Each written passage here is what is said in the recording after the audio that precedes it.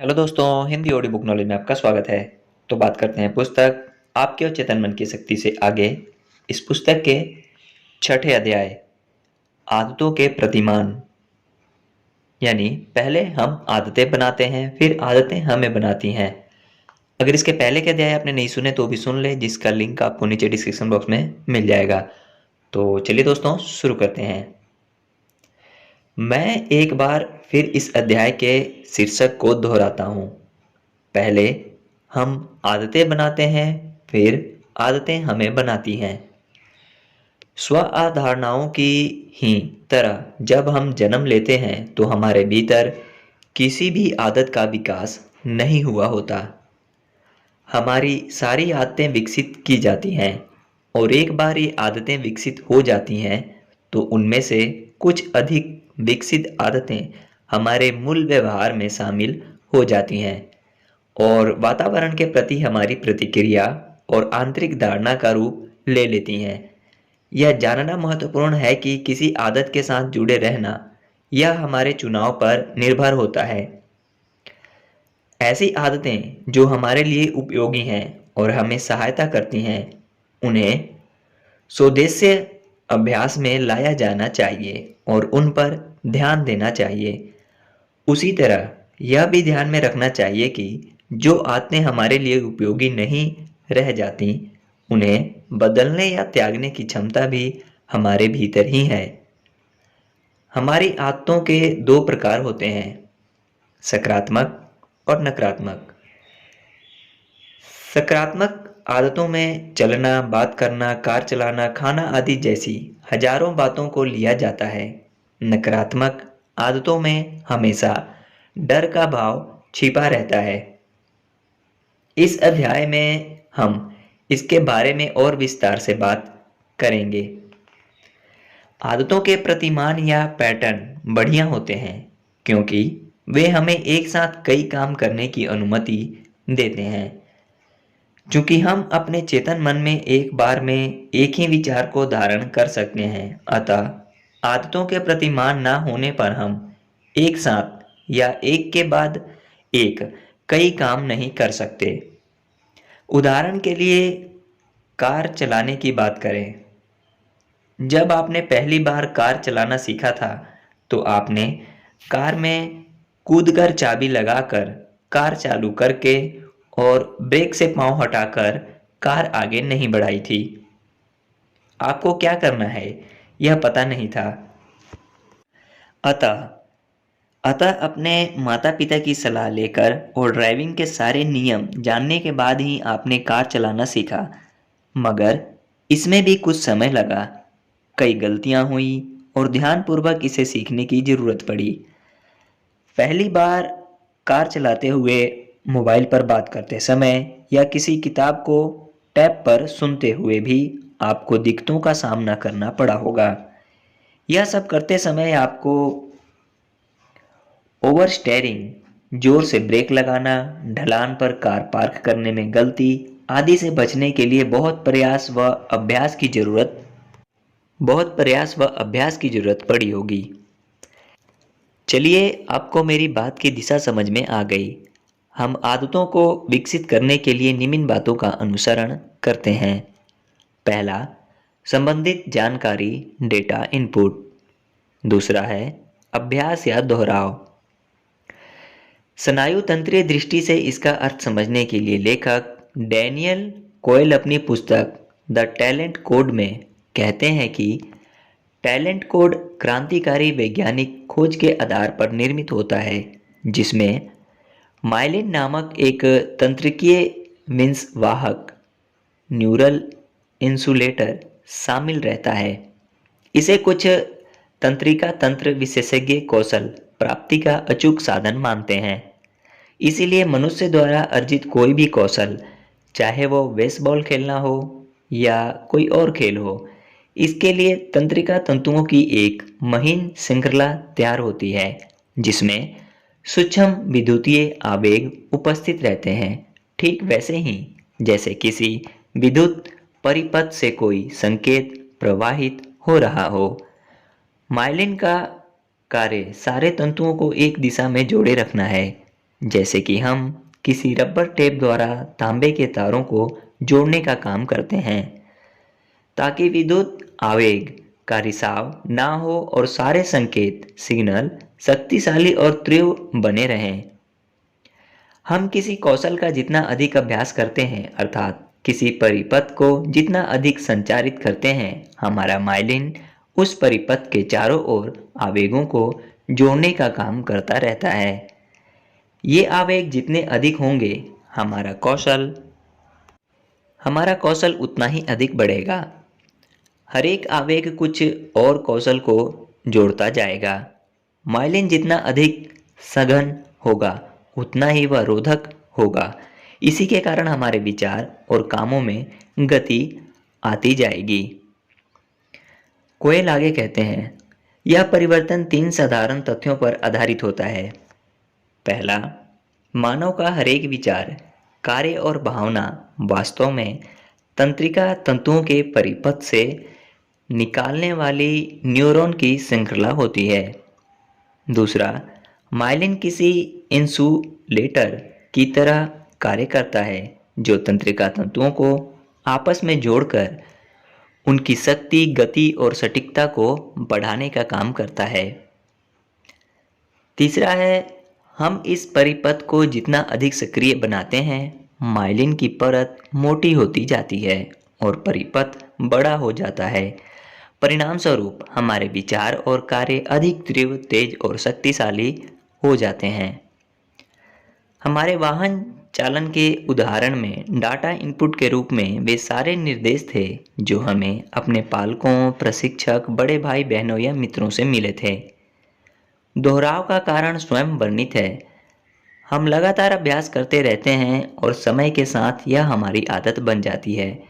हमें कैसे पता चलेगा कि कोई काम अब आदत बन गई है? जब वह काम करते समय हमें उसके बारे में सचेत होकर सोचना नहीं पड़ेगा, तब हम मानेंगे कि वह आदत बन गई है।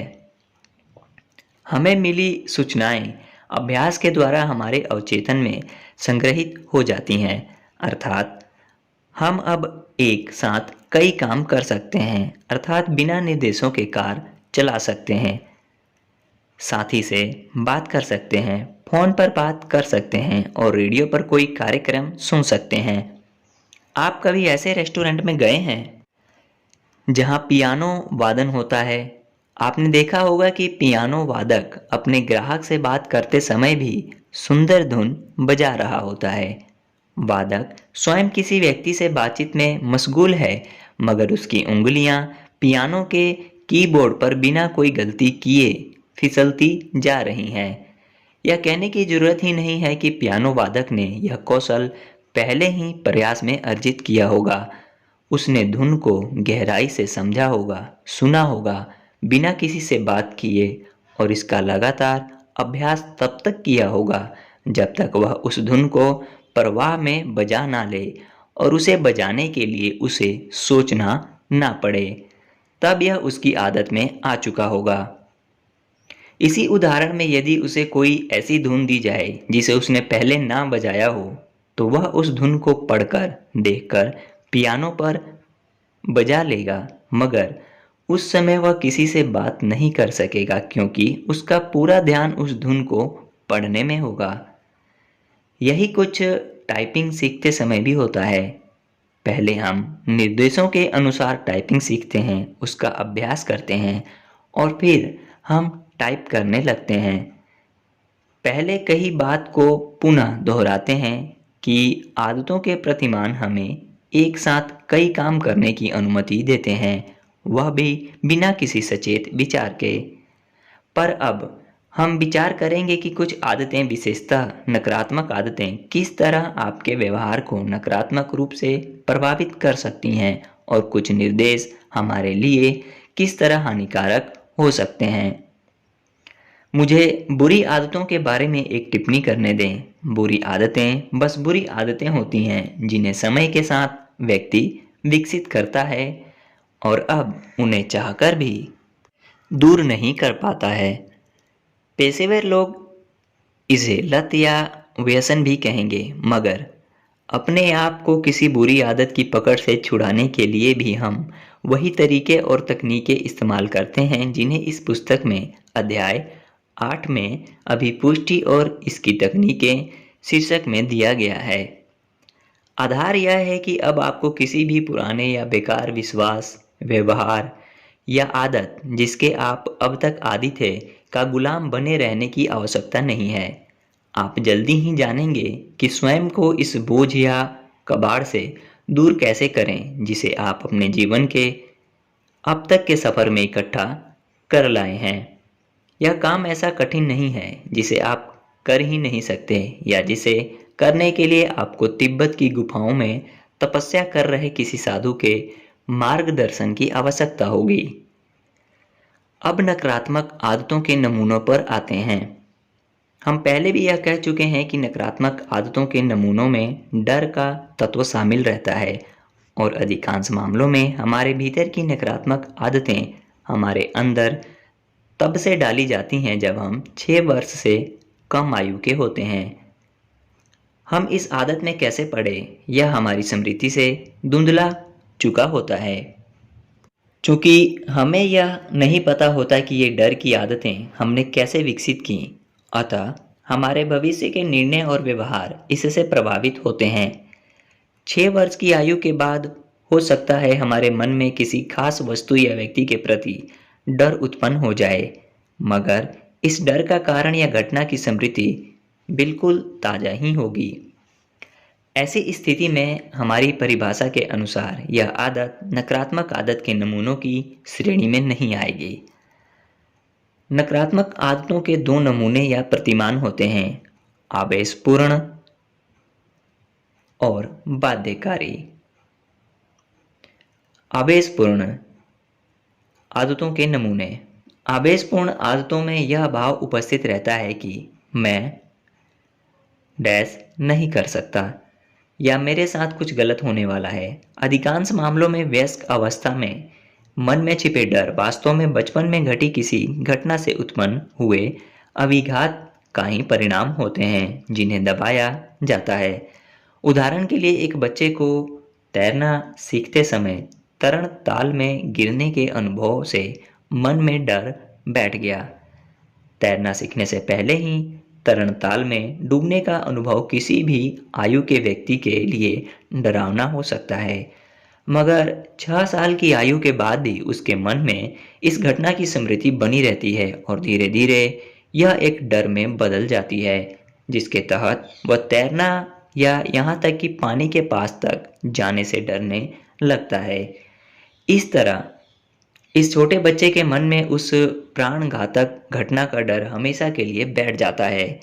जब यह बच्चा वयस्क होता है तब भी यह डर उसके मन में मौजूद रहता है और वह पानी से डरता है, भले ही उसे इसका कारण ना मालूम हो कि यह डर बचपन में घटी किसी घटना का परिणाम है।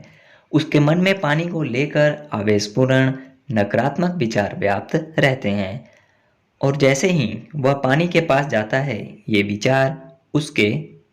विचार उसे पानी से दूर रहने की हिदायत देते हैं। मैं पानी में नहीं जा सकता या पानी में जाते ही मेरे साथ कोई दुर्घटना हो जाएगी। एक वयस्क जो छोटी जगहों में जाने से डरते हैं उसके पीछे बचपन की कोई घटना जिम्मेदार होती है। हो सकता है कभी दुर्घटना बस या जानबूझकर अपने शयन कक्ष में या कोठरी में बंद हो जाएं या किसी खराब हो रहे एलिवेटर में अटक जाएं। किसी छोटे बच्चे के लिए ये सारी घटनाएं बहुत ही भयावह हो सकती हैं। वयस्क होने तक बचपन की स्मृति दब जाती है या वयस्क व्यक्ति को भीड़ भरी या संकरी जगहों पर जाने में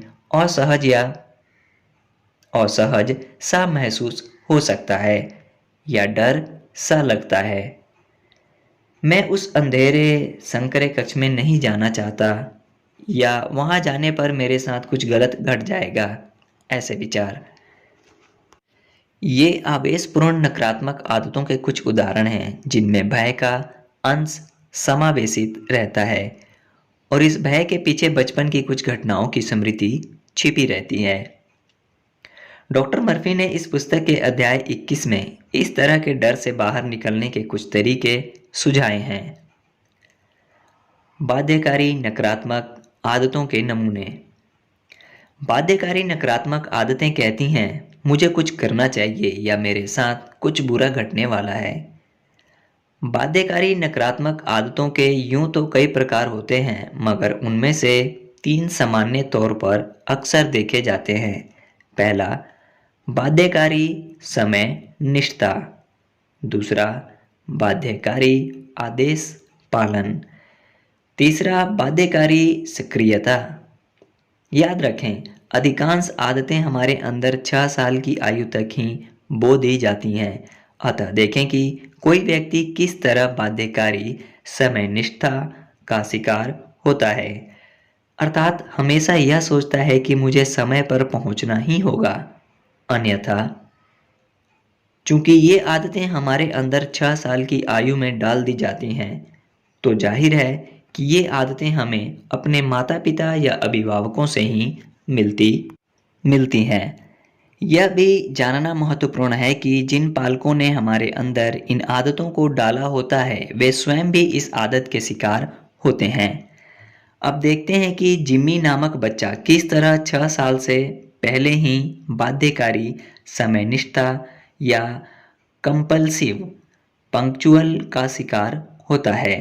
जैसा कि स्पष्ट है, उसके पिता सनक की हद तक समय निष्ठ थे।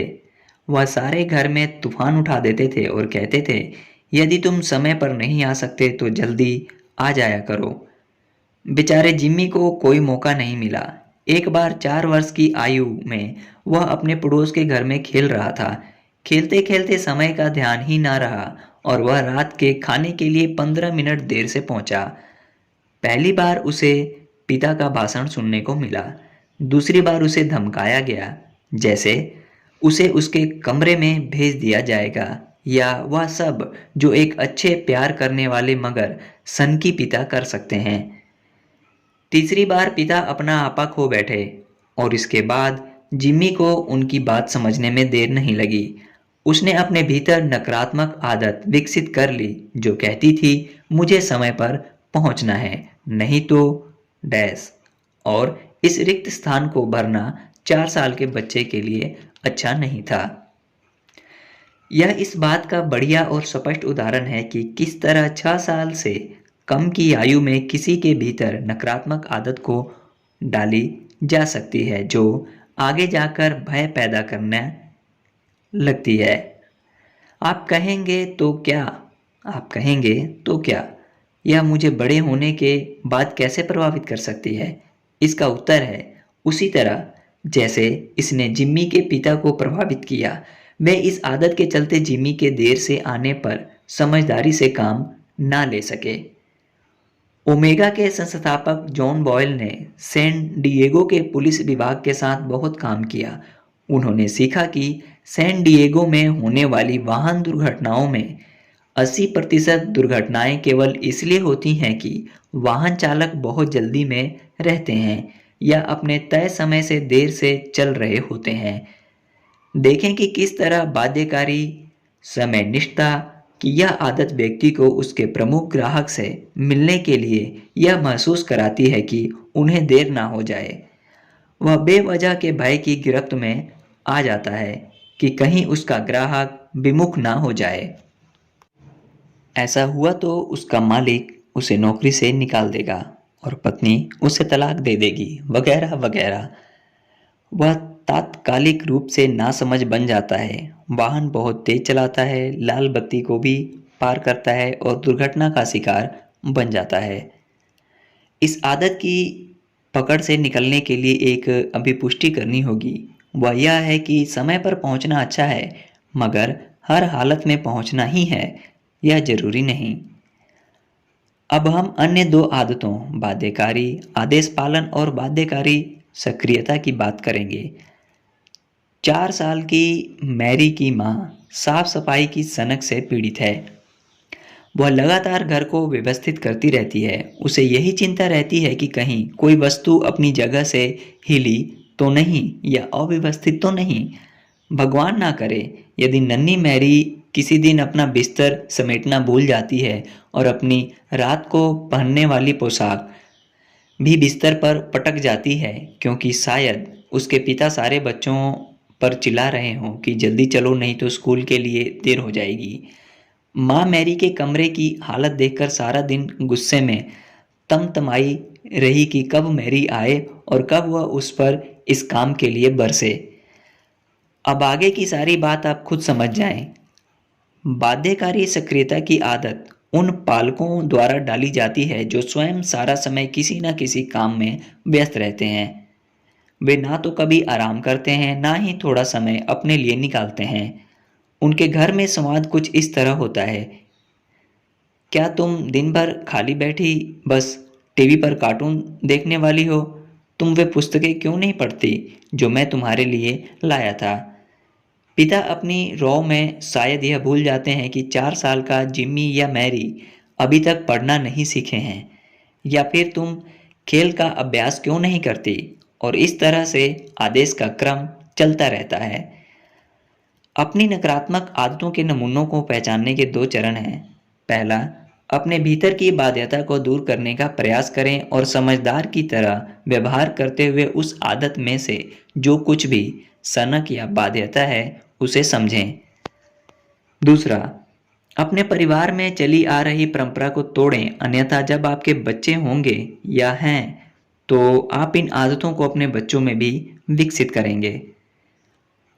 अब तक हम थोड़ा बहुत इस बारे में जान चुके हैं कि हमारी स्व अवधारणाएं किस तरह बनती हैं, वे कैसे हमारी प्रदर्शन को प्रभावित करती हैं, सकारात्मक आदतों का महत्व और उनके लाभ तथा नकारात्मक आदतों द्वारा हमारी राह में लाए जाने वाले अवरोध किस तरह काम करते हैं।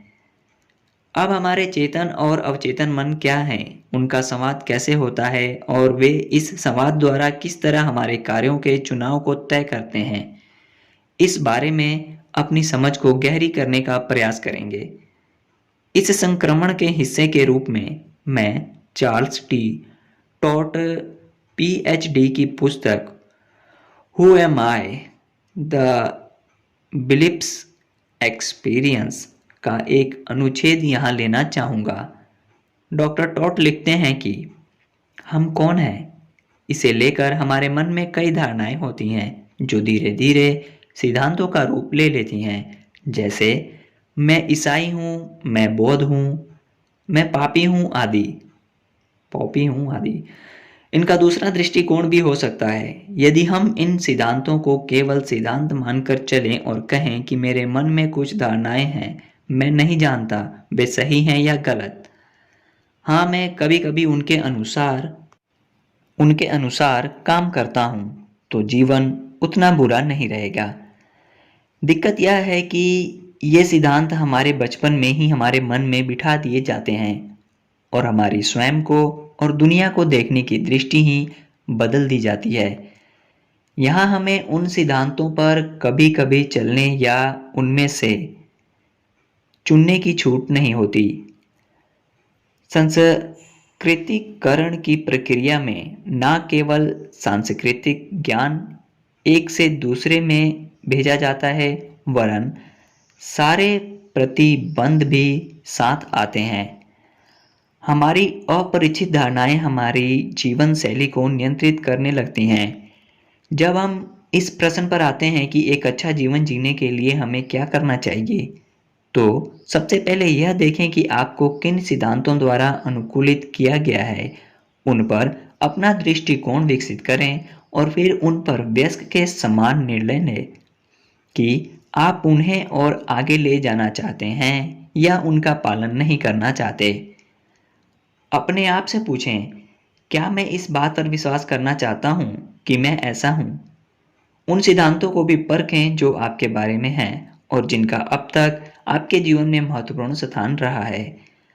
आप स्वयं सोचें कि आप क्या हैं और सीधे अवलोकन से जानने का प्रयास करें। जैसा कि मैंने कहा, स्वयं को विश्वास दिलाएं कि मुझ पर थोपे गए या जबरन विकसित किए गए दृष्टिकोण से मैं अपना व्यक्तित्व निर्धारित नहीं करूंगा। मैं कोई वस्तु नहीं हूं, बल्कि एक प्रक्रिया हूं जिसमें बदलाव संभव है। धन्यवाद, डॉक्टर टॉट। ओके दोस्तों, इसी के साथ अध्याय छठा समाप्त होता है। मिलते हैं आपसे इस पुस्तक के 7वें अध्याय में, जो कि है चेतन और अचेतन मन के रिश्ते को समझना। तब तक के लिए धन्यवाद। ध्यान रखें अपना और अपनों का।